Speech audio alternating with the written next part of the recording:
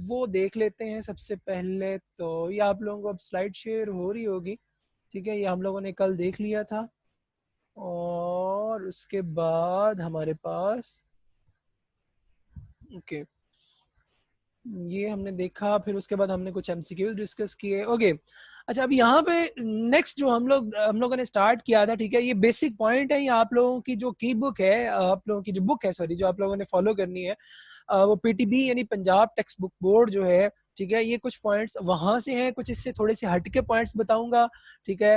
वो आप लोगों के होंगे नम्स के लिए, और अगर किसी एफएमडीसी के लिए, ठीक है, और ईटा के लिए, ठीक है।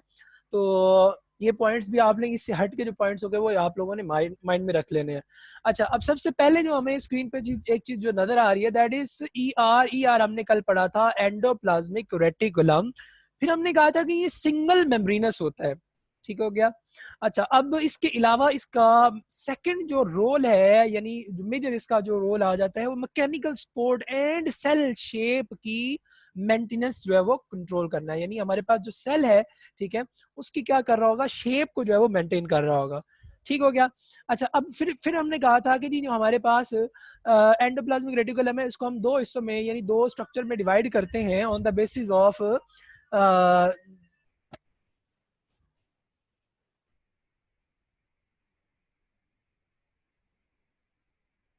अच्छा, तो हमने कहा एंडोप्लाज्मिक रेटिकुलम, और एंडोप्लाज्मिक रेटिकुलम के अंदर हमने देखा कि जी हमारे पास रफ एंडोप्लाज्मिक रेटिकुलम था, फिर हमने देखा था कि हमारे पास स्मूथ एंडोप्लाज्मिक रेटिकुलम है।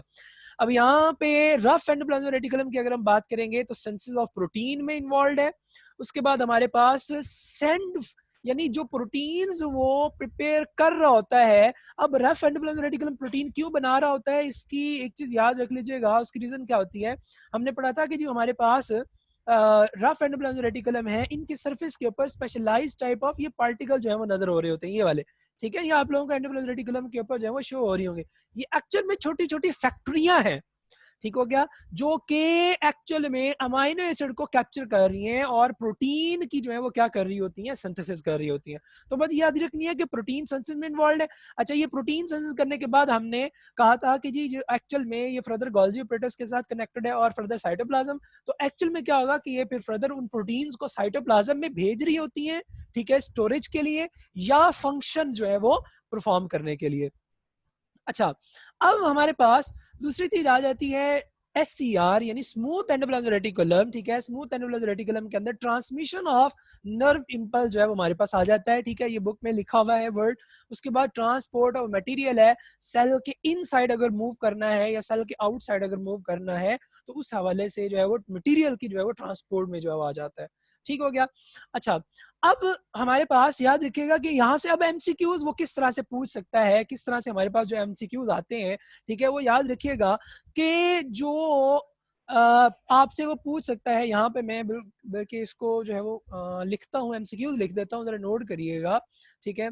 एमसीक्यूज हमारे पास है, मैं कहता हूँ कि जी फर्ज करें, वो कहता है कि फैक्ट्री ऑफ प्रोटीन इज, ठीक है, फैक्ट्री ऑफ प्रोटीन इज, तो आंसर क्या होगा, रेज एंड करें जरा, शाबाश, गुड, शाबाश, वेरी गुड, गुड। तो बहुत सारों ने जो है वो रेज एंड किया है, ठीक है, तो मैं खुद ही आंसर लिख देता हूँ। फैक्ट्री ऑफ प्रोटीन इज हमारे पास क्या होगा, राइबोसोम होगा। अब हमारे पास जो राइबोसोम है, याद रखिएगा हमने पढ़ा कि जो एंडोप्लाज्मिक रेटिकुलम के ऊपर मौजूद होते हैं, जिसको हमने कहा कि रफ एंडोप्लाज्मिक रेटिकुलम, जिसकी वजह से हम उसको कह रहे हैं, ठीक है। तो रफ एंडोप्लाज्मिक रेटिकुलम का जो मेजर रोल हो जाएगा due to the presence of ribosome is actually factory यानी सेंसिस ऑफ द प्रोटीन आप कह सकते हैं, ठीक है। अच्छा, अब यहाँ पे वर्ड देखें, सेंसिस ऑफ द प्रोटीन आ रहा है। सेंसिस ऑफ द प्रोटीन, इसका मतलब क्या हुआ कि हमने सेकेंड ईयर में पढ़ा था, या वैसे पढ़ रहे होते हैं, अक्सर स्टडी करते हैं, हम एक टर्म यूज करते हैं ट्रांसलेशन। अब जो ट्रांसलेशन है, ट्रांसलेशन भी प्रोटीन की सेंसिस है, ये याद रखना, प्रोटीन सिंथेसिस। तो ये याद रखना कि प्रोटीन सिंथेसिस राइबोसोम कर रहे होते हैं। तो इसका मतलब क्या हुआ कि अगर आप लोगों को ये आ जाता है कि फॉर एग्जांपल एक एमसीक्यू दे देते हैं, वो कहता है कि जी आप हमें ये बताएं, फॉर एग्जांपल मैं एमसीक्यू लिखता हूँ, ठीक है, एमसीक्यू है जी हमारे पास, translation possibly occur in which of the following, और उसमें ऑप्शंस हमारे पास हों, GA बीटा ऑप्शन हमारे पास हो, लाइजोसोम चार्ली ऑप्शन हमारे पास हो, RER डेल्टा ऑप्शन हमारे पास हो, कर लेते हैं जी पर ऑक्सीजोम। ठीक हो गया। तो आंसर क्या होगा, शाबाश बताएं जी, क्या होगा? RER। गुड, ठीक हो गया। अच्छा, अब हमारे पास याद रखिएगा कि इस तरह से आपने उस स्ट्रक्चर के हवाले से जो है, यानी उस रीजन के हवाले से जो है वो याद रखने हैं एमसीक्यूज को। अच्छा, हम वापस जाते हैं उसी स्लाइड पे जहां पे हम थे। तो हमने कहा कि जी सिंथेसिस ऑफ प्रोटीन, इसी तरह स्टोरेज ऑफ प्रोटीन है, इससे भी एमसीक्यूज बन सकता है। ट्रांसमिशन ऑफ नर्व, ये बड़ा इंपॉर्टेंट एमसीक्यू, ये आ चुका हुआ है, ठीक है। अक्सर स्टूडेंट जो है वो कंफ्यूज हो जाते हैं कि जी ये पता नहीं अब क्या चीज पूछ ली गई है, ठीक है। तो ये याद रख लीजिएगा, वो पूछ लेते हैं, वो कहते हैं कि जी हमारे पास आप हमें ये बताएं कि जो ट्रांसमिशन है,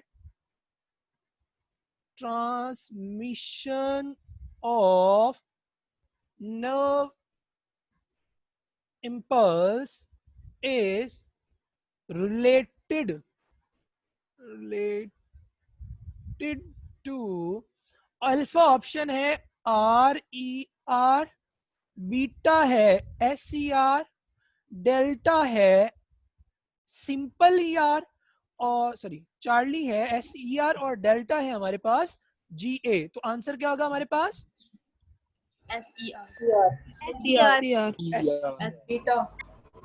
बीटा, बीटा क्या होगा? ट्रांसमिशन ऑफ नर्व्स SER होगा। ठीक हो गया। और यहाँ पे हमने इसको जो है वो कलेक्ट किया था।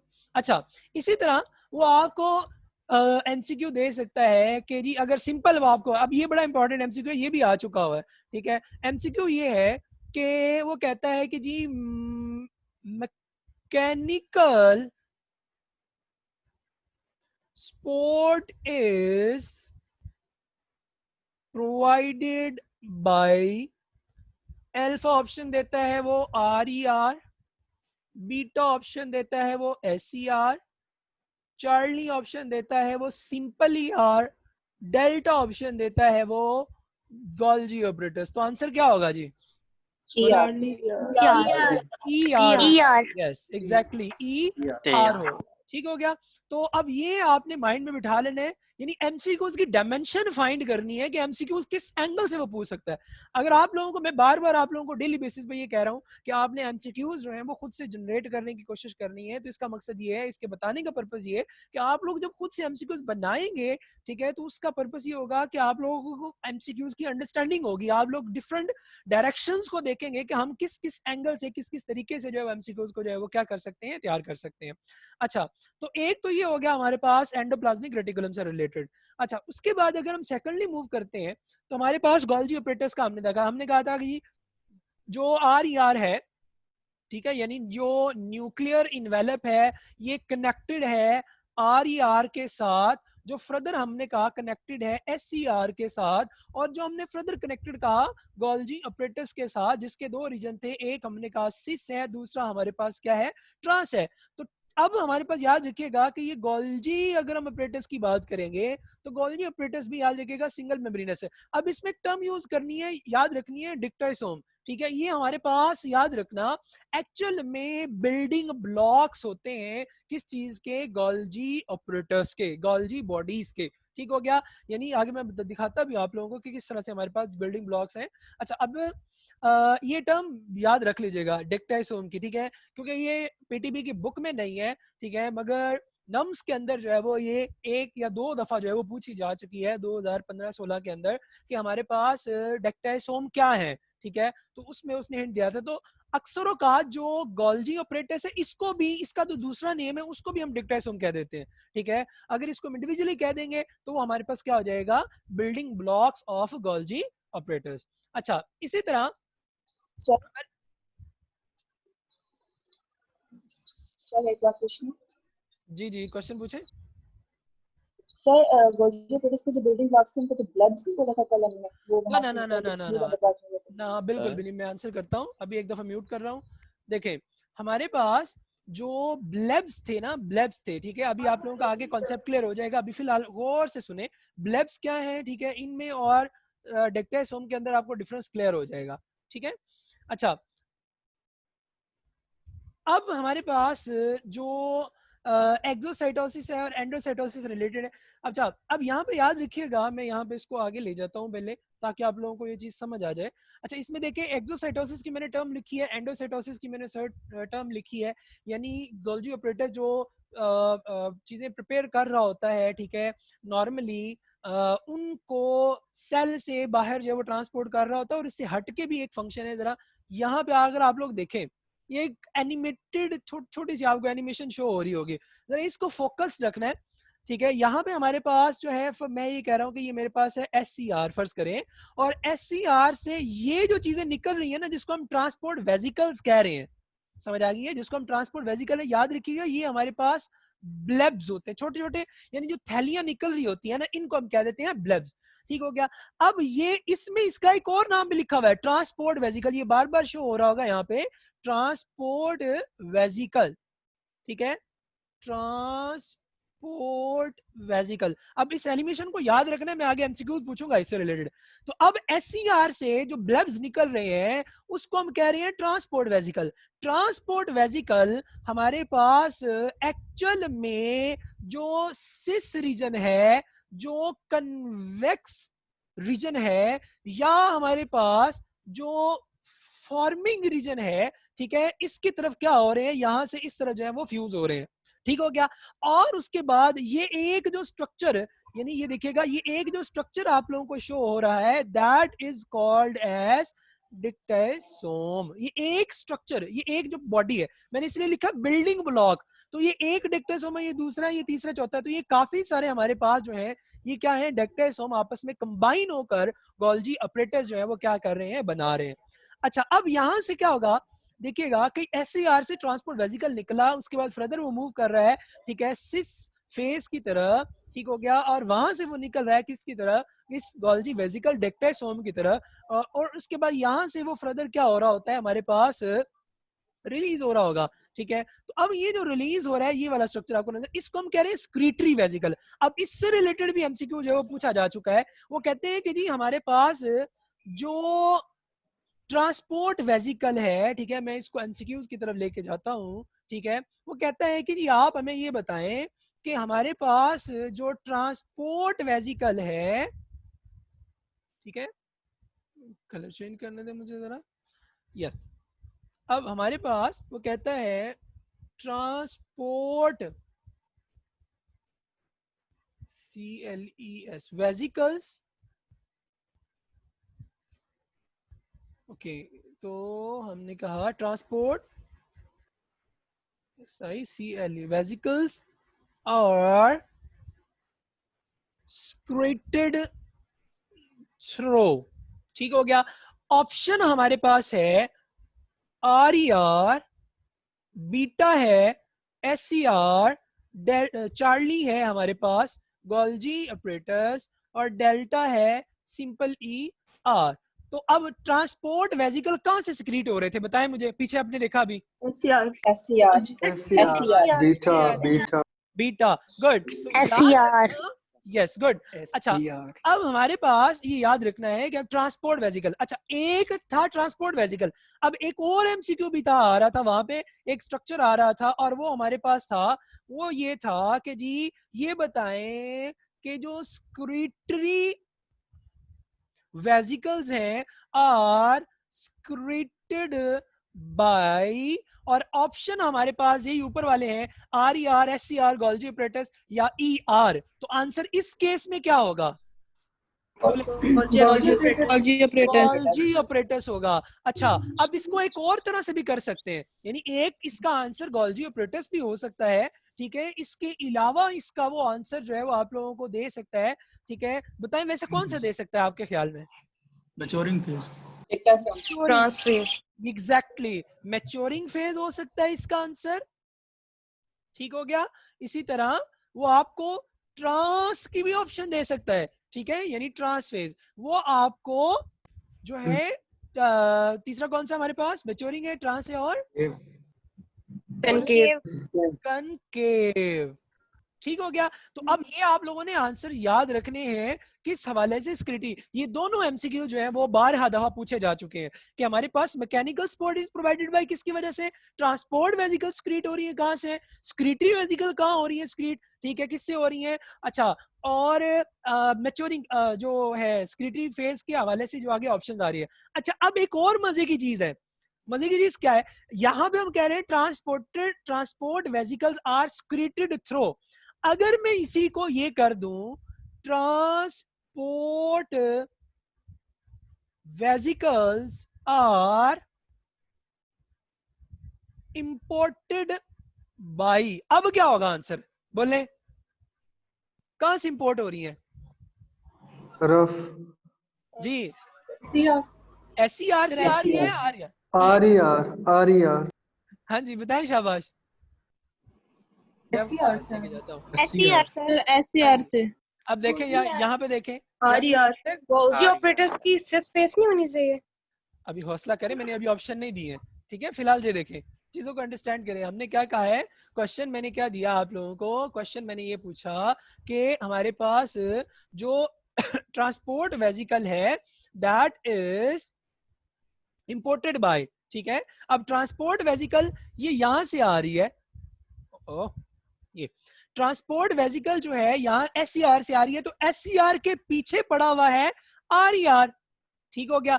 तो एक्चुअल में वेजिकल बनती है इन्हीं वेजिकल्स के अंदर। इसमें ना ये बड़ा ट्रिकी सी चीज आ रही है, ठीक है। इसमें ऑप्शंस जो है ना वो बड़ी मजे की बन सकती हैं। फॉर एग्जांपल मैं एमसी के ऑप्शन जो है वो बनाता हूँ, अब आपने उसमें से सिलेक्ट करना है कि कौन सी जो है वो ऑप्शन हमारे पास पॉसिबल हो सकती है, ठीक है। ऑप्शन सुनिएगा जरा, मैं लिखता हूँ यहाँ पे। ऑप्शन मेरे पास है ए, अगर मैं कहूं Sir. Just a minute, B हमारे पास हो cisternal membrane of Golgi apparatus, अगला हो सिस्टर्नल मेम्ब्रेन ऑफ ER, और डेल्टा हो सिस्टर्नल बल्कि इसको करते हैं सिस्टर्नल ल्यूमन कर देते हैं। अब ल्यूमन में कंफ्यूज होना है इंशाल्लाह, ठीक है। इसको मैं क्लियर करके ले देता हूँ। हाँ जी, अब बताएं शाबाश कि इसका आंसर क्या होगा? Transport vesicles are imported by cristae, ठीक हो गया, या है हमारे पास सिस्टर्नल हमारे पास आ रहा है, ठीक है, यानी या क्रिस्टी है या cisternal membrane of Golgi apparatus है, cisternal membrane of endoplasmic reticulum है, सिस्टर्नल ल्यूमन है। हाँ जी, क्या होगा?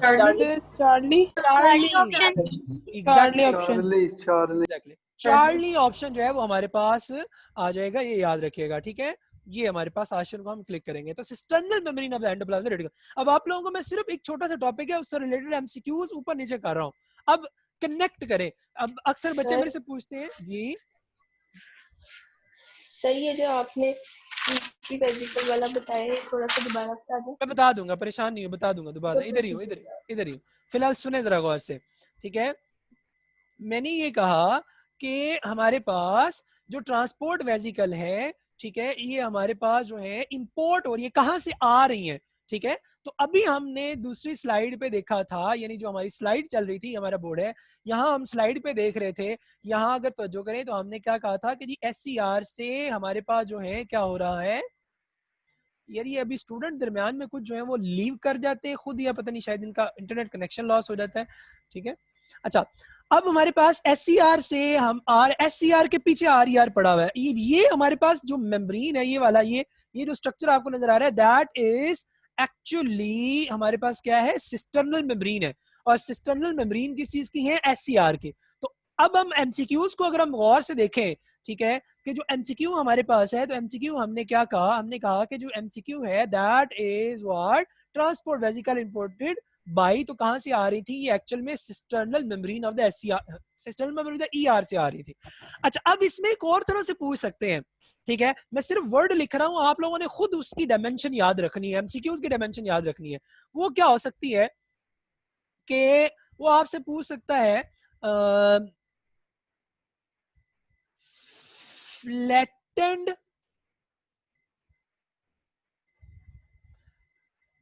मेम्ब्रेन, ठीक है, फ्लैटेंड मेम्ब्रेन, बल्कि इसको करें, इसको करते हैं हम सिस्टर्नल, ये है जी सिस्टर्नल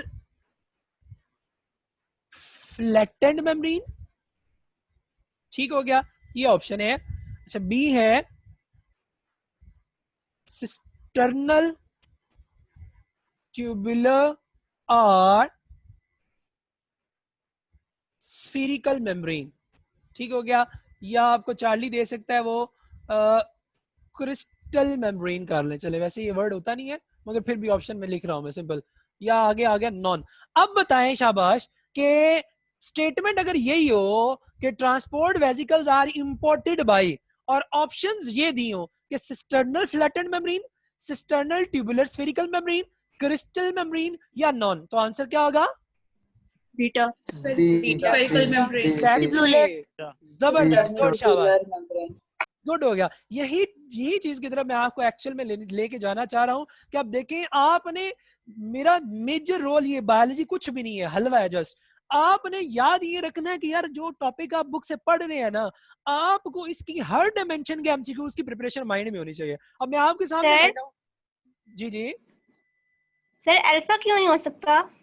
अल्फा क्यों नहीं हो सकता, देखें जो ट्रांसपोर्ट वेसिकल्स है ये कहां से आ रही थी, अभी आपने एनिमेशन देखी थी, मैं दोबारा उसी पे लेके जाता हूं, आपने ट्रांसपोर्ट वेसिकल देखी थी, कहां से आ रही थी शाबाश, ये देखें जरा, ये ट्रांसपोर्ट वेसिकल मार्कर को देखें, ये मैं इसको हाईलाइट कर रहा हूं, ये कहां से आ रही है ट्रांसपोर्ट वेसिकल, एससीआर से आ रही है ना, तो एससीआर या आरईआर की जो मेम्ब्रेन थी क्रिस्टी से मिलकर बनी हुई थी, और इसकी मेम्ब्रेन जो थी वो गोल्जी ऑपरेटस की मेम्ब्रेन से मैंने कल बताया था वो डिफरेंट होती है, और डिफरेंट क्यों होती है, वो ट्यूबुलर और स्फेरिकल थी, ठीक है, किसकी, गोल्जी ऑपरेटस की, उसकी सॉरी ईआर की, और गोल्जी ऑपरेटस की हमने पढ़ा था हमारे पास क्या होती है, फ्लैटेंड होती है, तो इस एंगल से भी वो है, समझ आ गई इस बात की। तो ये याद रखना है हमने कि हमारे पास किस तरह से वो एमसीक्यूज जो है वो पूछ सकता है, इसमें जो मैंने एमसीक्यूज आपको लिखवाए हैं है ये मैक्सिमम ऑफ द टाइम जो है एमसीक्यूज जो है वो पूछे जा चुके हैं।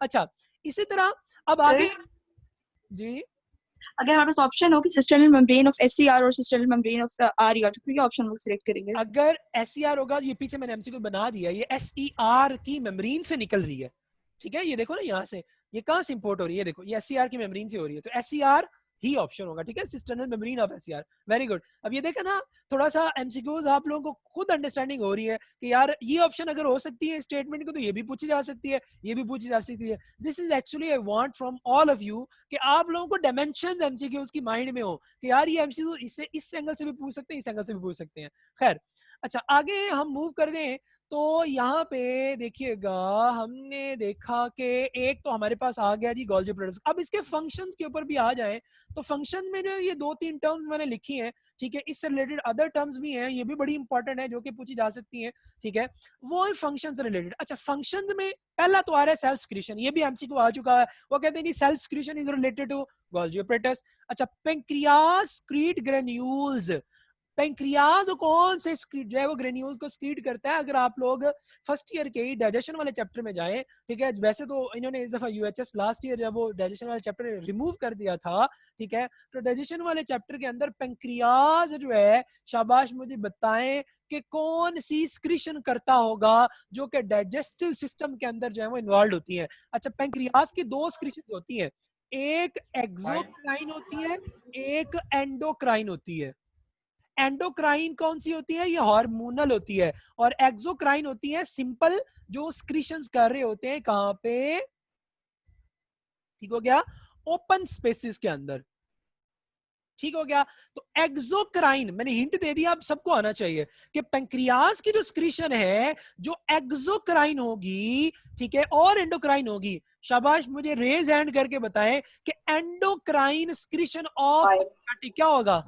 एंडोक्राइन। जी, जस्ट रेज हैंड करना है, जिससे पूछो वो बताएगा। दानियाल आप बताओ मुझे। सर एंडो आपका इंसुलिन हो जाएगा और एक्सो आपके एंजाइम्स पे। एंडो इंसुलिन, बस इंसुलिन ही पेंक्रियाज करता है। क्या ग्लूकागॉन। ग्लूकागॉन, गुड, शाबाश, ठीक हो गया। अच्छा, महरोज जो है, आप मुझे ये बताएंगे इंसुलिन और ग्लूकागॉन कौन से सेल से रिलीज होते हैं? जी Sir, islets of Langerhans. Islets of Langerhans, very good. Arshiya बताएगी मुझे कि वो कौन से आइलेट्स ऑफ लैंगरहैंस है जिनसे इंसुलिन और ग्लूकागॉन रिलीज होता है, बोले। सर अल्फा से ग्लूकागॉन, अल्फा सेल से, और बीटा से इंसुलिन। बीटा सेल से इंसुलिन, शाबाश, इंसुलिन। समझ आ गई। अब देखें, ये कल एक स्टूडेंट ने मुझे मैसेज किया कि सर मुझे समझ नहीं आ रही है कि मैं इसको किस तरह से मतलब प्रिपेयर करूं। तो मैंने पहले दिन आप लोगों को एक स्लाइड दिखाई थी और मैंने पहले दिन आप लोगों को ये कहा था कि भाई आप लोगों ने क्रैमिंग करनी है, आप लोगों ने कॉन्सेप्ट्स को आपस में मिक्स करना है, ठीक है, एक दूसरे को इंटरलिंक करना है। इससे आपको एक बुक है उसके छठे सातवें आठवें चैप्टर में अगर एक चीज पढ़ी हुई है आपको वो भी याद होगी, और जो इनिशियल चैप्टर्स हैं उनमें अगर कोई चीज पढ़ी हुई है तो वो भी आप लोगों को याद रहेगी, समझ आ गई। तो इसलिए कनेक्शन बनाने की कोशिश किया करें कि हमारे पास एक्सोक्राइन, अब ये एंडोक्राइन और अब एंडोक्राइन डायरेक्ट सेकंड ईयर के जो केमिकल कोऑर्डिनेशन, जो हमारा कोऑर्डिनेशन वाला चैप्टर 17 है, केमिकल कोऑर्डिनेशन और नर्वस कोऑर्डिनेशन है, उसमें केमिकल कोऑर्डिनेशन हार्मोन्स के अंदर लेके जाता है हमें। एक्सोक्राइन को मगर मूव करते हैं पैंक्रियाटिक के अंदर, तो वो हमें लेके जाता है आपके उसके अंदर क्या कहते हैं डाइजेशन वाले चैप्टर के अंदर, ठीक है। और ओपन स्पेसिस के अंदर जो इंजाइम रिलीज होते हैं, और उन इंजाइम में हमने पढ़ा था ट्रिप्सिनोजिन है, काइमोट्रिप्सिनोजिन है, ठीक है, ये हार्मोन जो है वो एक्चुअल में सॉरी इंजाइम जो है वो प्रोड्यूस हो रहे होते हैं, ठीक हो गया। अब ये जो थर्ड पॉइंट आ रहा है गोल्जी ऑपरेटर्स का, ये याद रखिएगा, ये पेपर में पूछा जा चुका है, ठीक है। इसमें मॉडिफिकेशन ऑफ द प्रोटीन कह रहा है वो। मॉडिफिकेशन ऑफ द प्रोटीन का मतलब क्या है कि हमारे पास मॉडिफिकेशन सिंपली मैं इसको एक वर्ड लिखूंगा, हम लोग नेक्स्ट चैप्टर जो हमारा चैप्टर 2 स्टार्ट करेंगे उसमें हमारा लास्ट टॉपिक होगा कॉन्जुगेटेड मॉलिक्यूल। आप सिंपली कह दें कि कॉन्जुगेटेड मॉलिक्यूल की सिंथेसिस, समझ आ गई। एक मॉलिक्यूल को, एक कैटेगरी के मॉलिक्यूल को दूसरी कैटेगरी के मॉलिक्यूल के साथ क्या कर देना, कनेक्ट कर देना, उसको हम कह देंगे कॉन्जुगेटिंग मॉलिक्यूल। अच्छा, जिसमें फर्ज करें वो हो सकता है वो कह देगी जी प्रोटीन को अगर आप लिपिड के साथ जो है वो ऐड करना चाह रहे हैं, इसी तरह वो कहता है आप कार्बोहाइड्रेट को लिपिड के साथ करना चाह रहे हैं। अच्छा, इसमें एक और थोड़ी टेक्निकल टर्म भी पूछी गई है, ठीक है, वो कौन सी है? वो कहता है ग्लाइकोसाइलेशन। हाँ जी, ग्लाइकोसाइलेशन क्या है? कौन बताएगा मुझे? शाबाश, जल्दी से रेज हैंड करें और ये बताएं कि ग्लाइकोसाइलेशन क्या है। जी, जस्ट रेज योर हैंड। कोई भी नहीं कर रहा, किसी को भी नहीं पता ग्लाइकोसाइलेशन क्या है? सोचे यार। अच्छा, वनीजा बताना चाह रही है, जी वनीजा बताएं। Protein plus glucose. Protein plus glucose, बस?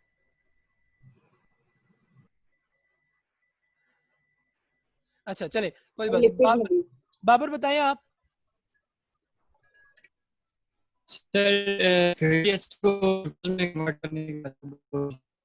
ना नहीं समझ आई मुझे। महरोज आप बताएं। सर प्रोटीन्स या लिपिड्स के अंदर कार्बोहाइड्रेट्स को ऐड करके ग्लाइकोप्रोटीन और ग्लाइकोलिपिड्स बनाना। सही सही सही सही। यार ये जो बाकी लोग हैं ये चुप करके बैठे हुए, ये कहीं साज मूवी तो नहीं लगाई? ये मुझे बताए ना अजमत यासीन, आप बताओ क्या होता है ग्लाइकोसाइलेशन? गलत ही देना है, आंसर जरूर देना है। ग्लाइकोलिपिड्स और ग्लाइकोप्रोटीन्स की सेंसेस, इनके प्रोटीन्स या लिपिड्स में कार्बोहाइड्रेट्स को ऐड करना। अच्छा, इसी तरह अब्बासीन खान, अब्बासीन आप बताओ क्या होता है जी? ग्लाइकोसाइलेशन क्या है? ग्लूकोज और लिपिड या ग्लूकोज क्या होता है? प्रोटीन्स की मैन्युफैक्चरिंग। प्रोटीन्स की नहीं समझ आई मुझे। Glucose plus protein. Glucose plus protein. अच्छा फैजान आप बताओ, फैजान शाबाश। सर जो होते हैं कार्बोहाइड्रेट्स और जो एसाइलिक ग्रुप है उन दो को आपस में ये थोड़ा सा वो जो है ना, वो आप कह सकते हैं कि पास पास जो है वो पहुंच गया हुआ है। ठीक है, हम सिंपली ये कह सकते हैं कि एक्चुअल में कार्बोहाइड्रेट की एडिशन है मॉलिक्यूल्स के अंदर। ठीक है, जिसको हम ग्लाइकोसाइलेशन कह रहे हैं। ठीक हो गया। अच्छा अब ग्लाइकोसाइलेशन किसकी जो है वो रिस्पॉन्सिबिलिटी होगी, उसका आंसर भी क्या होगा, गोल्जी ऑपरेटस होगा। ठीक हो गया। अच्छा मैं अब आगे मूव करता हूँ, हमारे पास अब टाइम कम है तो क्वेश्चन जो है वो एंड पे लेता जाऊंगा इंशाल्लाह साथ साथ। अच्छा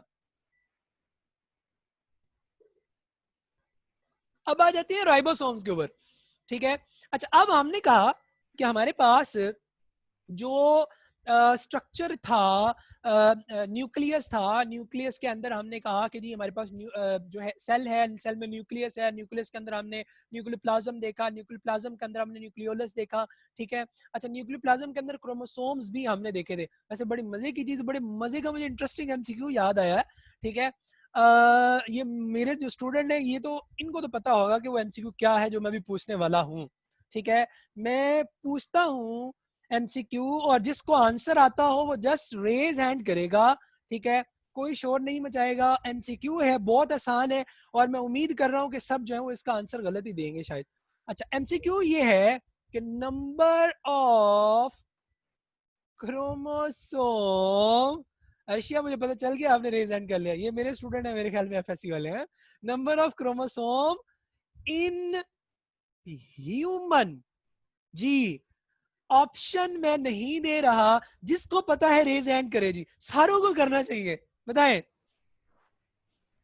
अच्छा फैजान, अजमत, उबैद। अच्छा उबैद बताओ शाबाश, क्या है इसका आंसर?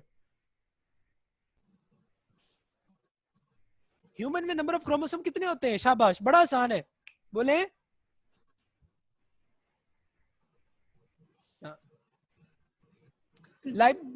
लाइबा आप बताएं।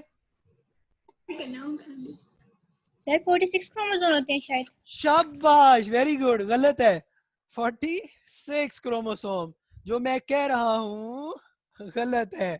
अच्छा अब ये सारे परेशान हो रहे होंगे कि सर ने जो है ना वो पता नहीं हमारे बचपन के सारे कॉन्सेप्ट को जो है ना वो गलत कर दिया। अच्छा सोचे सोचे जरा, मैंने गलत कर दिए एमसीक्यूज।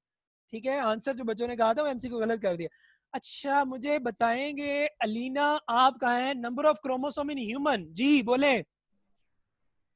सर 23 पेयर्स 46 ही होते हैं। 23 पेयर, ये भी गलत है। माशाल्लाह, बस चुप करें, मैं म्यूट करता हूँ। अच्छा काउंटलेस। ये एग्जैक्टली आवाज आ गई होगी सबको। तो ये याद रखिएगा भाई लोगों, मैं आपसे ये पूछ रहा हूँ कि नंबर ऑफ क्रोमोसोम, ये स्टेटमेंट देखो ना भाई, number of chromosome in human, मैंने क्या कहा, ह्यूमन सेल, खुदा का खौफ करें, number of chromosome in human की हम बात कर रहे हैं, कितने हैं? तो number of chromosome in human हमारे पास कितने होंगे, अनलिमिटेड होंगे। Number of chromosome in human cell की अगर हम बात करेंगे ना भाई, एक सेल के न्यूक्लियस में जो क्रोमोसोम होते हैं वो हमारे पास 46 in the form of 23 pair होते हैं, ये याद रख लें। अब ये बड़ा आसान सा एमसीक्यू था, मैंने पहले दिन पहली स्टेटमेंट यही बोली थी कि ये सारे जो है ना वो गलत आंसर करेंगे। ठीक हो गया, तो वही बात हुई, बंदा सोच लेता है कि यार एक बंदा इतने कॉन्फिडेंस के साथ कह रहा है कि गलत आंसर करेंगे, तो बंदा कुछ ना कुछ तो सोचने की जो है ना वो देखे। तो number of chromosome in human जो है वो हमारे पास क्या होगा। इसी तरह आपको वो पूछ लेता है, एमसीक्यू आ जाता है, मैं एमसीक्यू लिख देता हूँ। ठीक है, फर्ज करें वो आपको एमसीक्यू देता है, एमसीक्यू आता है, वो कहता है कि जी आप ये बताएं कि number of chromosome, number of chromo, मैं क्वेश्चन लेता हूं आप लोगों के, जरा रुके। Number of chromosome in haploid cell of frog, option है 13, बीटा है 26, चार्ली है 28 और डेल्टा है हमारे पास 46। हाँ जी रेज हैंड, मुझे पता चलना चाहिए क्या है आंसर। मैं किसी एक बंदे से पूछूंगा, ठीक है, रेज हैंड करने से मुझे पता चलना चाहिए कि कितने लोगों को जो है वो इसका आंसर जो है वो पता है, ठीक है। तो मुझे बताएंगे बाबर शेख, आप बताएं जी बाबर जी। बाबर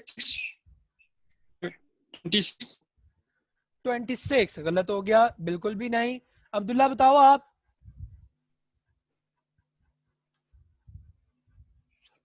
So 13.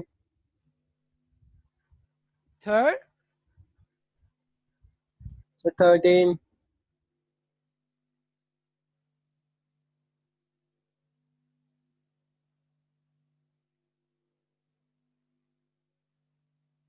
जी, तो क्या होगा हमारे पास? जी बोले। So 13. 13 होगा, ये याद रख लीजिएगा, ठीक है। तो हमारे पास जो आंसर है वो क्या होगा? 13 होगा, ठीक हो गया।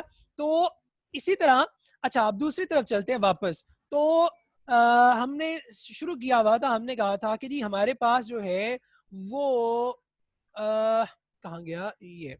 अच्छा, तो हम लोगों ने शुरू किया हुआ था, यहाँ पे थे हम लोग। तो राइबोसोम्स के हवाले से जो हम लोगों ने स्टार्ट किया था, तो राइबोसोम याद रखिएगा, हमने पढ़ा राइबोसोम्स को हम कहते हैं राइबो न्यूक्लियोप्रोटीन, ठीक हो गया। ये कल हमने इसके कुछ एमसीक्यूज डिस्कस किए थे, मैंने कहा कुछ थोड़े बहुत जो रह गए उनको मैं यहाँ पे डिस्कस करता जाता हूँ। राइबोसोम न्यूक्लियोप्रोटीन है, इनको याद रखिएगा हम कॉन्जुगेटेड मॉलिक्यूल भी कह सकते हैं, याद रखना। जिनके क्वेश्चन आवाज नहीं आ रही, अभी आ जाती है, अभी आ जाती है। अब आ रही है आवाज? Yes sir. यस, चले सुने अब जरा गौर से। अच्छा, तो हमने क्या कहा कि जी हमारे पास जो राइबोन्यूक्लियोप्रोटीन है वो कॉन्जुगेटेड मॉलिक्यूल है, समझ आ गई इस बात की? तो क्योंकि राइबोन्यूक्लियो हमने कल पढ़ा था कि इसके अंदर जो है वो 50% क्या होता है? आरएनए होता है, और 50% जो है वो हमारे पास प्रोटीन्स होती हैं। अच्छा, आरएनए में कौन सी कैटेगरी होगी? आरएनए की होगी, ठीक हो गया। तो RNA plus protein collectively ribonucleoprotein also called as conjugated molecule, ठीक हो गया। अच्छा, अब इसको मैं आगे अगर मूव करूं तो हमारे पास ये कल हमने थोड़ा सा देख लिया था, मैं इसके आगे देखता हूँ थोड़ा सा स्ट्रक्चर के हवाले से और कुछ एमसीक्यूज के हवाले से डिस्कस करके हम आगे मूव करेंगे।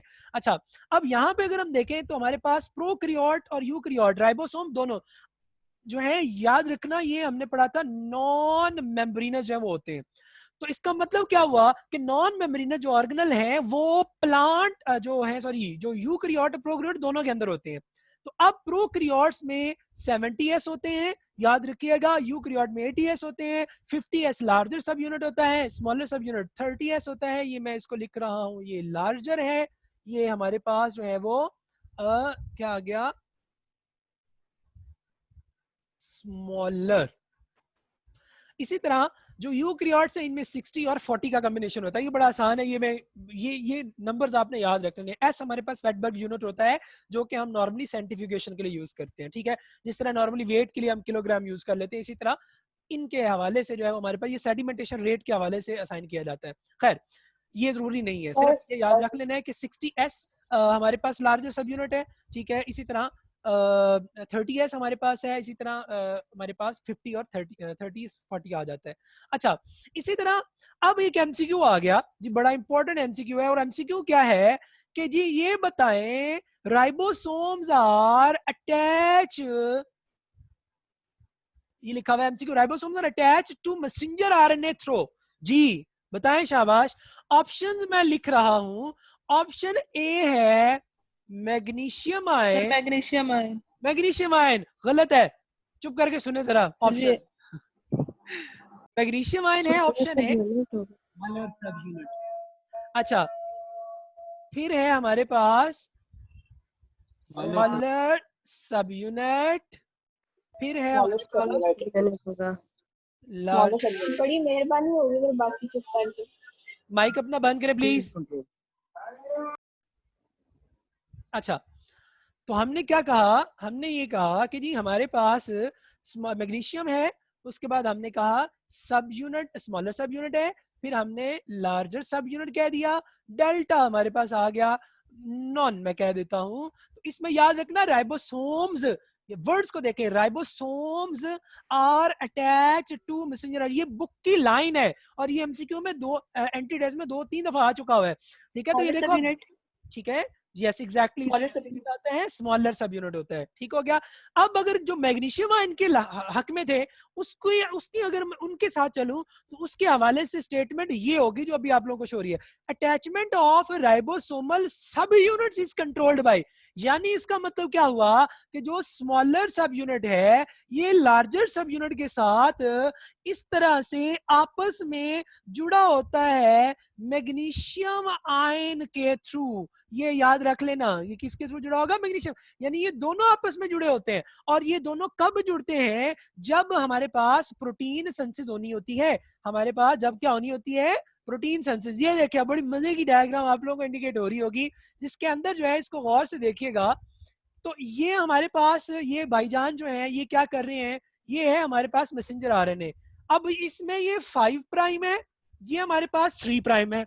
अब 5 प्राइम से 3 प्राइम ये जो डायरेक्शन है वो ये है, यानी 5 prime to 3 prime messenger RNA. तो क्या होगा, अब ये जो लार्जर सब भाईजान आपको लेके जा रहे हैं, ये देखें ये राइबोसोमल आरएनए है, स्मॉलर सब यूनिट है इसके, ये सारा हमारे पास क्या है, जो हमारे पास राइबोसोम है, और इसके अंदर राइबोसोमल आरएनए और प्रोटीन है। अच्छा, अब ये कर क्या रहा है कि इधर ऊपर से हमारे पास ये आ रहा है ट्रांसफर आरएनए, ये छोटे छोटे जो है ये हमारे पास जो है वो अमीनो एसिड है, ये आपस में कनेक्ट करके तो क्या सिंथेसिस कर रहा है, प्रोटीन की। तो अगर आपसे ये पूछा जाए कि प्रोटीन सिंथेसिस कहाँ होती है, तो यानी फैक्ट्री ऑफ प्रोटीन क्या है हमारे पास, तो वह है राइबोसोम। राइबोसोम कहाँ होते हैं, एंडोप्लाज्मिक रेटिकुलम के पास। अब इसके अलावा कहाँ होते हैं, साइटोप्लाज्म के अंदर, डिस्पर्स फॉर्म के अंदर, ठीक हो गया। तो ये याद रखना है कि प्रोटीन सिंथेसिस जहां राइबोसोम होंगे वहां हो रही होगी, समझ आ गई इस बात की। अच्छा, इसी तरह अब हमारे पास तो आगे अगर हम फर्दर कंटिन्यू करें तो सर जी पूछे अगर, अच्छा यहाँ तक किसी क्वेश्चन है तो जस्ट रेज हैंड में पहले जस्ट रेज हैंड करें जिसका क्वेश्चन है फिलहाल यहाँ तक कहीं, ठीक है। यहाँ तक अगर किसी का क्वेश्चन है तो जस्ट रेज योर हैंड। जी अलीना पूछे। सर ये 5 into 3 इसका क्या रोल है, ये बता दें प्लीज। मैं बताता हूँ, चुप करें जरा बस। अब हमारे पास 5 into 3 का रूल ये है कि जब आप सेकंड ईयर में पहुंचते हैं ना, तो सेकंड ईयर के अंदर जो है आप लोग जाएंगे क्रोमोसोम डीएनए के अंदर। क्रोमोसोम डीएनए के अंदर लास्ट हमारा टॉपिक होगा ट्रांसक्रिप्शन एंड ट्रांसलेशन। ट्रांसलेशन से पहले ट्रांसक्रिप्शन आप पढ़ते हैं, और उसमें आप ये पढ़ते हैं कि भाई जी हमारे पास ये अगर सेल है, ये न्यूक्लियस है, तो न्यूक्लियस में बन रहा है डीएनए से आरएनए। डीएनए से आरएनए का बनना क्या है, ट्रांसक्रिप्शन। अब ये आरएनए कौन सा बनता है, मैसेंजर आरएनए। इस मैसेंजर आरएनए को भेजा जाता है साइटोप्लाज्म के अंदर, जहां ये सबसे पहले आके ये स्मॉलर सब यूनिट है इसके साथ अटैच होगा, उसके बाद इसके साथ लार्जर सब यूनिट अटैच होगा। तो ये जो मैसेंजर आरएनए होता है ना, ये एक्चुअल में 5 प्राइम टू 3 प्राइम इस तरह से होता है कि आपने डीएनए के हवाले से पढ़ा होगा कि डीएनए जो है हमारे पास डबल स्ट्रैंड है, 5 prime to 3 prime, 3 prime to 5 prime. जब ये डीएनए का पढ़ेंगे ना स्ट्रक्चर, तो उसमें मैं आपको बताऊंगा कि ये 5 हम क्यों लगाते हैं और 3 क्यों लगाते हैं। तो जबकि जो मैसेंजर आरएनए होता है वो हमारे पास होता है कार्बन नंबर, या एग्जैक्टली। तो अब हम जो मैसेंजर आरएनए होता है वो हम कहते हैं कि ये सिंगल स्ट्रैंडेड होता है। तो मैसेंजर आरएनए सिंगल स्ट्रैंड होता है, तो उसमें ये 5 to 3 प्राइम होता है। तो जो प्रोटीन की सिंथेसिस होती है वो 5 to 3 डायरेक्शन में होती है। तो इसलिए ये चीज याद रख लेना कि हमारे पास डीएनए से आरएनए का बनना और आरएनए के बाद जो है वो प्रोटीन का बनना, ठीक हो गया।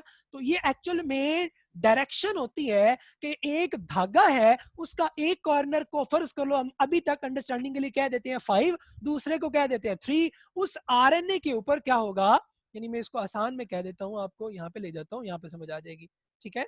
ये देखें, अब हमारे पास फर्ज करें ये मेरे पास एक धागा है, इसमें एक तरफ मैं इसको 5 नंबर असाइन कर देता हूँ, एक को 3 कर देता हूँ। मैं कहता हूँ कि इस धागे के ऊपर ना जो एक प्रोटीन बननी है ना, ठीक है, यानी मैं कहता हूँ कोई भी एक प्रोटीन है, हीमोग्लोबिन है, इंसुलिन है, कोई भी है, इस प्रोटीन के हवाले से जो सीक्वेंस है ना वो इसके ऊपर जो है वो कोड है। अब क्या होगा कि जो राइबोसोम होते हैं ना, राइबोसोम ने इन स्मॉलर सब यूनिट और लार्जर सब यूनिट के साथ जो है वो क्या करना होता है, ठीक हो गया, ये स्मॉलर सब यूनिट आ गया, ये लार्जर सब यूनिट आ गया। अब क्या होगा कि उसने इस 5 प्राइम से प्रोटीन की सिंथेसिस स्टार्ट करनी है। ये जो 5 प्राइम है ये डायरेक्शन होती है, ठीक है। इसको फर्दर हम डिस्कस करेंगे जब हम स्ट्रक्चर पढ़ेंगे। फिलहाल ये याद रखना है कि प्रोटीन की जो सिंथेसिस है वो हमारे पास कब और किस रीजन से जो है वो हो रही होती है। अच्छा, इसी तरह अब अगर हम फर्दर मूव करते हैं तो हमारे पास एमसीक्यूज जो है वो ये याद रख लेना। अच्छा, नेक्स्ट मूव करते हैं। ये स्ट्रक्चर जो है आप लोगों को एक डायग्राम नजर आ रही होगी। ये क्या है, शाबाश बताएं जरा मुझे। सेंट्रियोल। सेंट्रियोल, जबरदस्त जबरदस्त। अच्छा, अब हमारे पास याद रखिएगा ये हमारे पास क्या है, सेंट्रियोल। सेंट्रियोल का एक और नाम भी है, कोई बताना चाहेगा जी?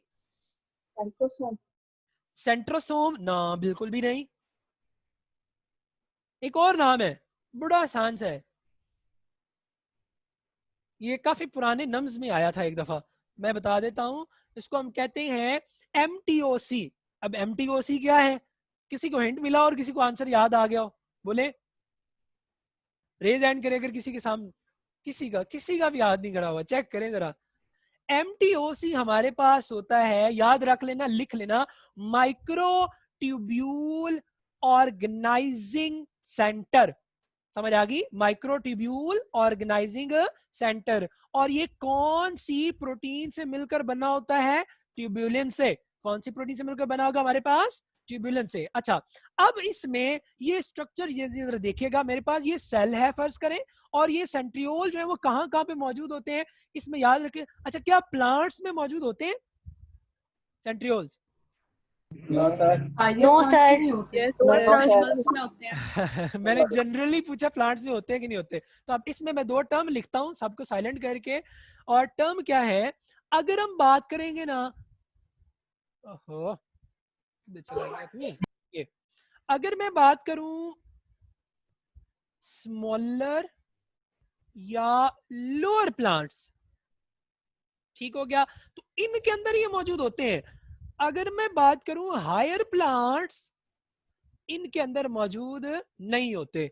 इसी तरह एनिमल सेल्स के अंदर जो है वो ये हमारे पास मौजूद होते हैं। प्रोटोजोआ बुक में लिखा हुआ है उसके अंदर जो है मौजूद होते हैं। अच्छा, अब जरा स्ट्रक्चर के ऊपर आते हैं। ये हमारे पास एक एनिमल सेल है। इस एनिमल सेल के अंदर सुन लीजिएगा, जिस रीजन के अंदर या जिस जगह पे सेंट्रियोल्स पड़े होते हैं नॉर्मली न्यूक्लियस की सराउंडिंग में, ये भी एमसीक्यू आया हुआ है, at right angle. Right angle का मतलब क्या है? ये वाला, यानी एक इस तरह पड़ा होगा और दूसरा बिल्कुल उसके 90 के एंगल पे जो पड़ा होता है, इसे हम कहते हैं राइट एंगल। तो अब ये राइट एंगल में साइटोप्लाज्म के अंदर जिस जगह पे ये पड़े होंगे, साइटोप्लाज्म की उस जगह को हम कहते हैं सेंट्रोस्फेयर। उस जगह को क्या कहेंगे हमारे पास? सेंट्रोस्फेयर। ठीक हो गया। और अब सेंट्रोस्फेयर और हमारे पास जो सेंट्रियोल्स हैं, कलेक्टिवली हम इसको कहते हैं सेंट्रोसोम। कलेक्टिवली इसको क्या कहेंगे? सेंट्रोसोम। इसका मतलब क्या हुआ? सेंट्रोसोम सेंट्रोस्फेयर और सेंट्रियोल से मिलकर बना होता है, ये याद रखना। हमारे पास सेंट्रोसोम क्या है? हमारे पास याद रखना, सेंट्रोसोम क्या है? सेंट्रोस्फेयर और सेंट्रियोल है। ठीक हो गया।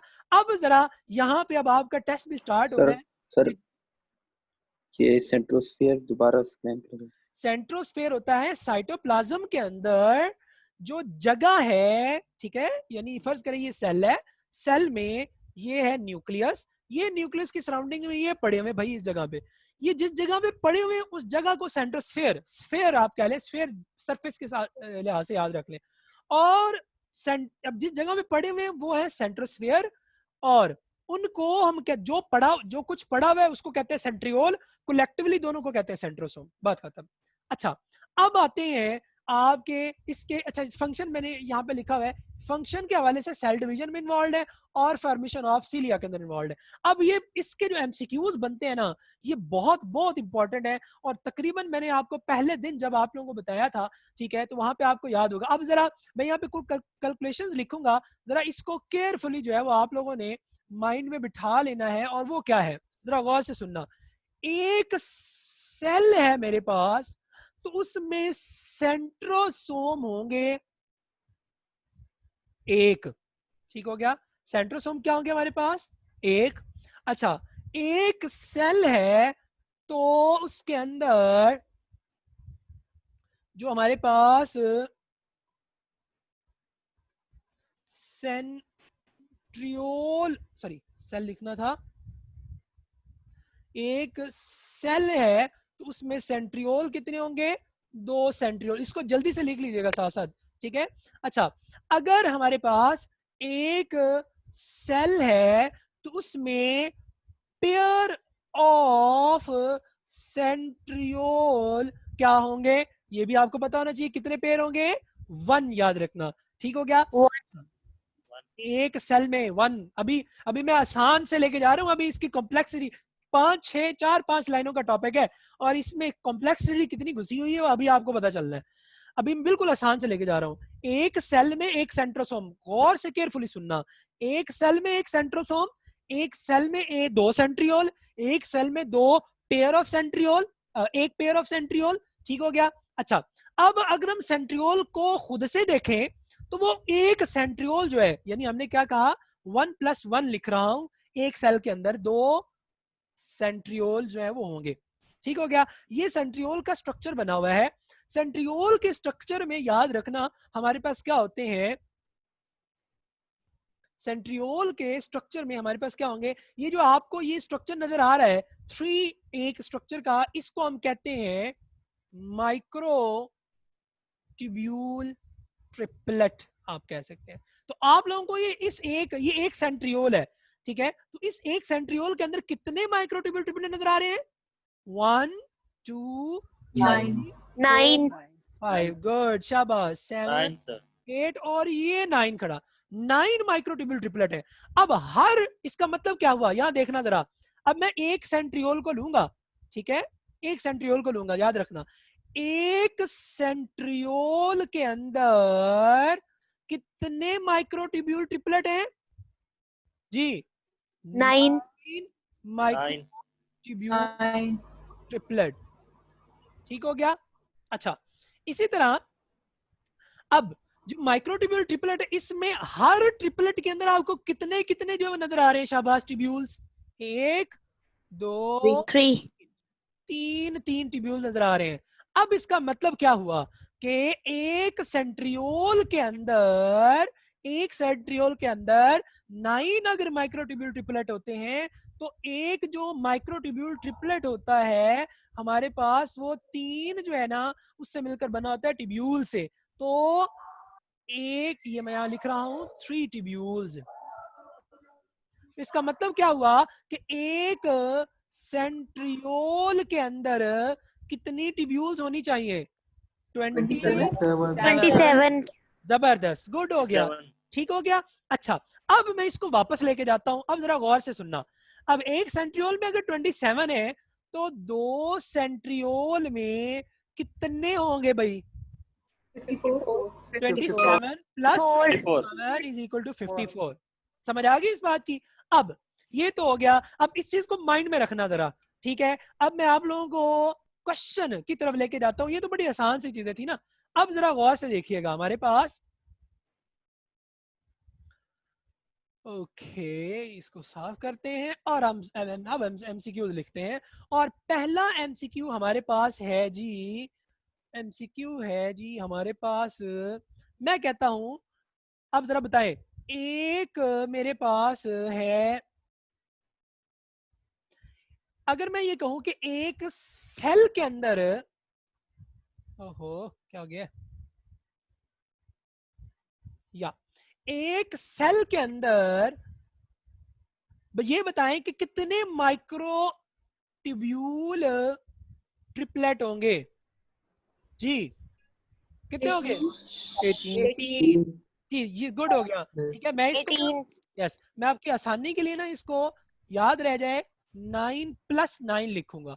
अच्छा, अगर मैं ये पूछूं कि भाई एक सेल के अंदर अगर माइक्रोट्यूब्यूल 18 हो गए तो मैं ये कहता हूं, मुझे ये बताएं कि एक सेल है, ठीक है, जो कि dividing stage of cell has how many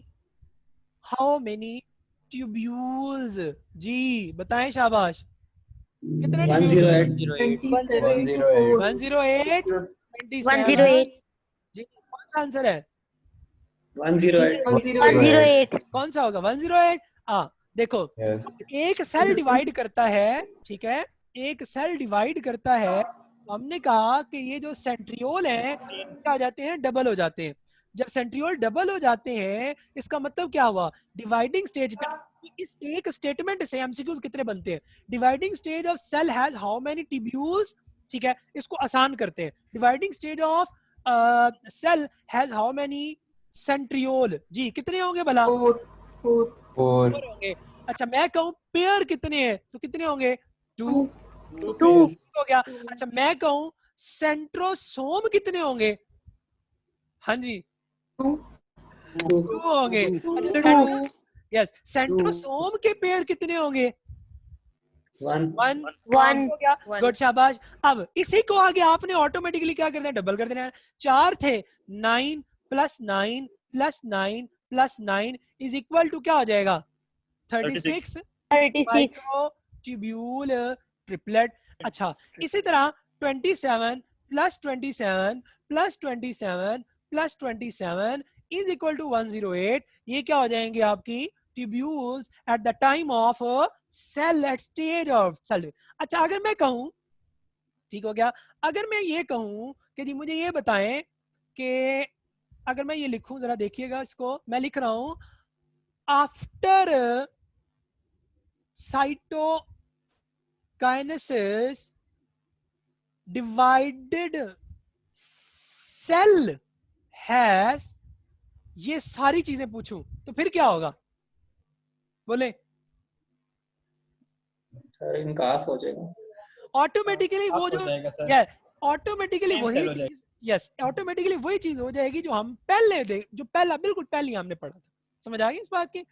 अब इसमें मैं जस्ट ऑरली बोल रहा हूँ, ठीक है, आप लोगों ने खुद से एमसीक्यूज कम से कम इससे 10 से 15 अच्छे वाले टॉप के एमसीक्यूज बनते हैं, वो आप लोगों ने याद रख लेने को। अभी टाइम खत्म हो गया हुआ है, ठीक है, तो फिर भी मैं थोड़ा सा बस इसको रिवाइज करता हूँ और आपके जो है वो क्वेश्चन लूंगा, ठीक है, और उसके बाद आगे हमारे बड़े टॉपिक रह गए हैं, तो चलो कोई बात नहीं है। तो यहाँ पे अब मैं एमसीक्यूज बोलने लगा हूँ, जरा गौर से सुनिएगा, ठीक है, मैं जल्दी से बोलूंगा। अच्छा अब वो कहता है कि जी मैंने कहा आफ्टर साइटोकाइनेसिस सेल जो है वो डिवाइडेड सेल में, अगर वो कहता है जी बिफोर साइटोकाइनेसिस, हाँ जी बिफोर साइटोकाइनेसिस जो है नंबर ऑफ, फर्ज कर लें इसी को ही ले लें, अगर हम बिफोर साइटोकाइनेसिस सेंट्रियोल कितने होंगे? ठीक है, बिफोर साइटोकाइनेसिस आपके पास 4 ठीक है 4 सेंट्रियोल, या एग्जैक्टली यही चीज आ जाएगी।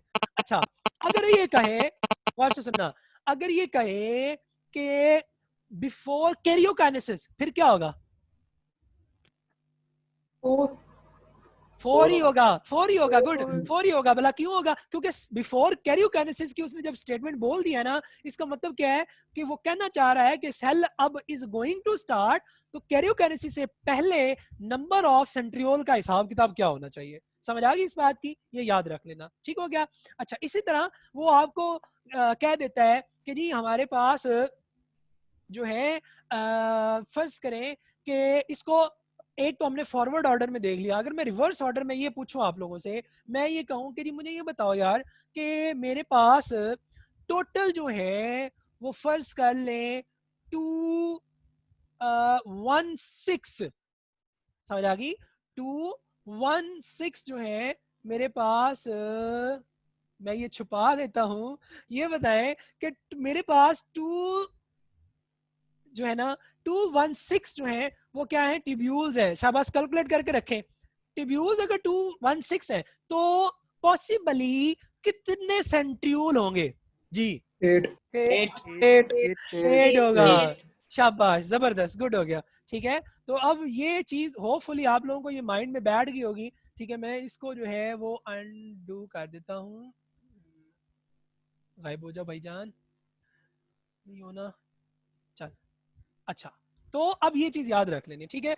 अभी जो है हमारा आगे बहुत सारी चीजें रहती हैं, ठीक है। अभी हमने आगे जो है वो देखना था क्या था, अब देख लेते हैं जरा क्या क्या चीजें थी हमारे पास आगे। बाय द वे ये हमने देख लिया है। आगे हमारे पास लाइसोसोम है, ठीक है, चलो कोई बात नहीं, ये देखिए ऊपर खा रहा है इसको, ये आगे हमने पढ़ना है अभी फिलहाल, आगे और भी बड़ा कुछ है। चले अभी फिलहाल ऐसा करें कि जिसका कोई क्वेश्चन है स्टिल, ठीक है, वो जस्ट रेज हैंड करे, ठीक है, मैं व्हाइट बोर्ड ओपन कर लेता हूँ और अगर किसी का क्वेश्चन है तो मुझे बता दे जरा, शाबाश, just raise your hands if you have any question, ठीक है, मुझे बताएं ताकि फिर मैं जो है ना उससे आपका आंसर जो है कर सकूं। ठीक हो गया, just raise your hands. Okay जी, तुबा कुछ पूछना चाह रही हैं जी, तुबा बोले।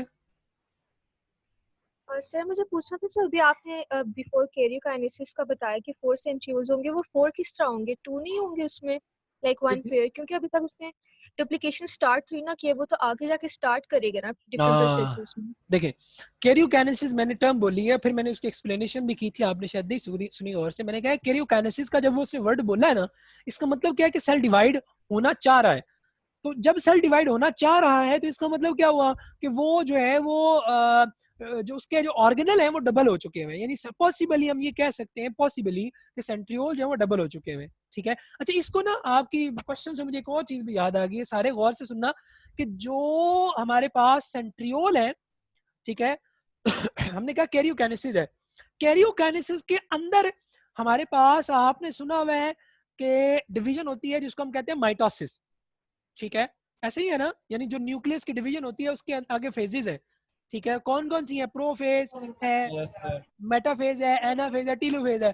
तो इसको और भी कॉम्प्लेक्स किया जा सकता है कि प्रोफेज से पहले बताएं कि जी कितने सेंट्रियोल थे, तो इस तरह से भी, इस एंगल से भी ये याद रख लेना, ठीक है।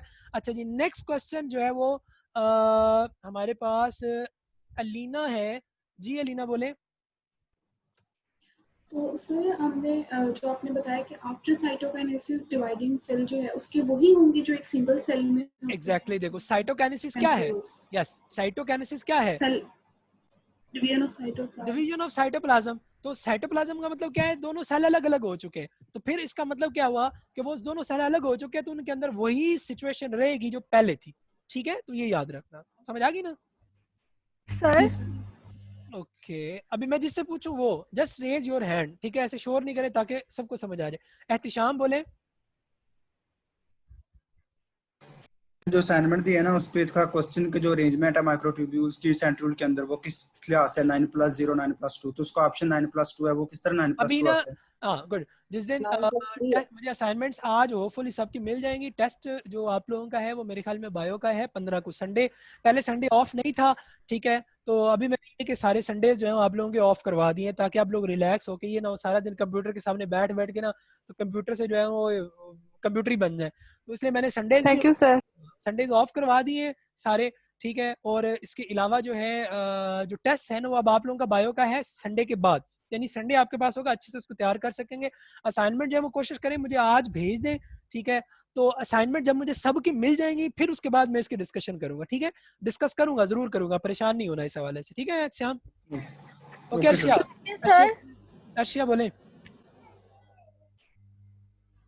सर मैंने नहीं कुछ पूछना, मैंने अच्छा गलती से हुआ सर। सुभान अल्लाह, आपके पास कुछ जिन बैठे हुए हैं। समा सर मैं पूछूं? जी जी समा पूछे आप।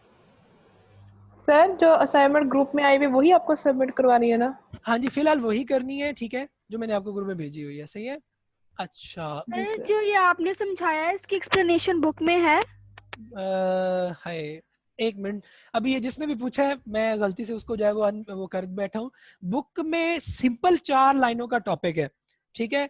अगर देखें गौर से सुनना, अगर एंटी टेस्ट की क्लासेस की जो है अगर आप लोगों को जरूरत ना होती, अब मतलब अगर जो एमसीक्यूज वगैरह हैं उनकी एक प्रॉपर प्रिपरेशन का जो है वो एक माइंडसेट ना होता कि जी हमने जो है वो एंटी टेस्ट को किस तरह से लेके चलना है, किस तरह से हमारे पास आनी है चीजें, तो उसमें अगर बुक ही सारा कुछ होता, ठीक है, तो फिर मेरे ख्याल में टीचर की जरूरत नहीं पड़नी थी, ठीक है। तो असल में ये जो सारी चीजें हमने डिस्कस की है, 4 लाइनों का टॉपिक है, मैंने बार बार ये कहा है 4 लाइनों का टॉपिक है सिर्फ, तो हमने अपने माइंड को इतना स्टेबल कर लेना है कि भाई किस तरह से भी एमसीक्यू आ जाए हम उसका आंसर कर सके।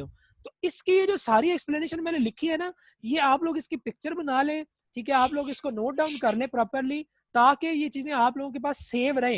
ये बुक में सिर्फ 4 लाइनों का टॉपिक वो लिखा हुआ है जो मैंने पहले सबसे पहले जो है वो आपको स्लाइड पे शो किया है। जो मैं व्हाइट बोर्ड पे लिखूंगा उसमें वो चीजें होंगी जो एक्चुअल में एंटी टेस्ट और टेक्निकल चीजें होती है हमारे पास, ठीक है ना। अच्छा दानियाल पूछे जी, क्या पूछना है आपने? सर ये जो आपने असाइनमेंट दी थी सर, वो आपने व्हाट्सएप पे भेजी थी, तो हम लोग फिर आपको व्हाट्सएप पे ही वो व्हाट्सएप कर दें। मेरी तरफ से आप लोगों को खुली चॉइस है, ठीक है। एलएमएस भी मैं देख रहा हूँ, वो भी कंट्रोल में ही है मेरे एक तरह से, ठीक है। तो वो भी मैं देख रहा हूँ, अगर आप एलएमएस पे इजीली कर पाते हैं तो उधर कर दें, अगर आप व्हाट्सएप करेंगे तो व्हाट्सएप कर दें, ठीक है, कोई इशू नहीं है। एलएमएस पे सर अपलोड नहीं हुआ। कोई बात नहीं, मुझे व्हाट्सएप कर दे, मुझे बहुत सारे बच्चों ने व्हाट्सएप कर दी हुई है, ठीक है। अच्छा लाइबा, मैंने भी कर दिया। हाँ गुड, लाइबा बोले जी।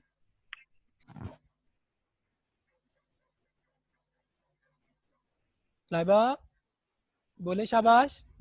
सर आपने बताया था कि जो राइबोसोम होता है वो ईआर के साथ अटैच होता है, तो मुझे बता दें, आपने एक और भी मतलब बताया था कि वहाँ पे भी होता है, वो मुझे समझ नहीं आया।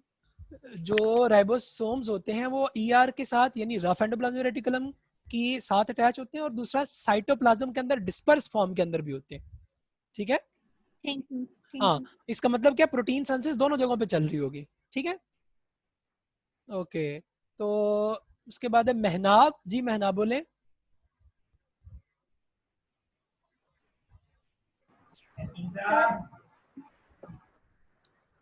सर मुझे आफ्टर साइटो, एक मिनट, हाँ अब बोले महनाब।